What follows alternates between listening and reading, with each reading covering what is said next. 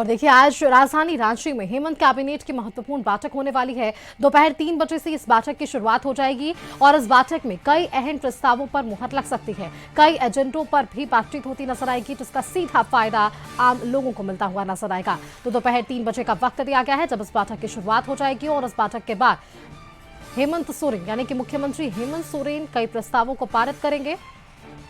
और इस खबर पर हम आपको सीधे लिए चलते हैं राजधानी रांची। संवाददाता वहां से राहुल हमारे साथ बने हुए हैं।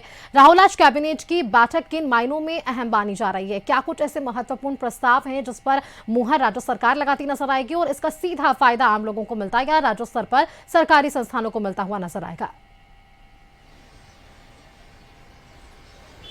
देखिए, बैठक 16 तारीख को होनी थी, लेकिन इस बैठक का जो है तारीख बदल दिया गया और 13 नवंबर यानी आज कैबिनेट की बैठक होगी। मुख्यमंत्री हेमंत सोरेन की अध्यक्षता में बैठक होगी। बैठक में सरंडा वन अभयारण्य का जो लगातार मामला सुप्रीम कोर्ट में चल रहा था और उसे सेंचुरी घोषित करने की बात कही जा रही थी सुप्रीम कोर्ट की ओर से। हालांकि उस पर जो आदेश आया सुप्रीम कोर्ट का काफी सकारात्मक है।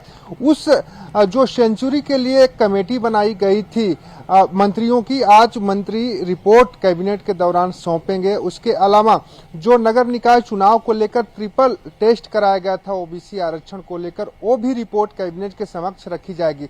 तो उम्मीद जताई जा रही है कि इन दोनों रिपोर्टों के आधार पर कैबिनेट एक बड़ा निर्णय ले सकता है सरंडा वाइल्ड सेंचुरी के परिप्रेक्ष्य में, और जो राज्य में कई सालों से लंबित चले आ रहे निकाय चुनाव हैं उन पर भी निर्णय लिए जा सकते हैं, क्योंकि निकाय चुनाव की तारीखें घोषित की गई थी 2022 में ही, लेकिन उस दौरान आजसू की तरफ से ओबीसी आरक्षण की मांग को लेकर एक याचिका दायर की गई थी सुप्रीम कोर्ट में और सुप्रीम कोर्ट की ओर से आदेश आया था कि जब तक ट्रिपल टेस्ट राज्य में ओबीसी आरक्षण को लेकर नहीं कराया जाएगा तब तक चुनाव कराना ठीक नहीं होगा।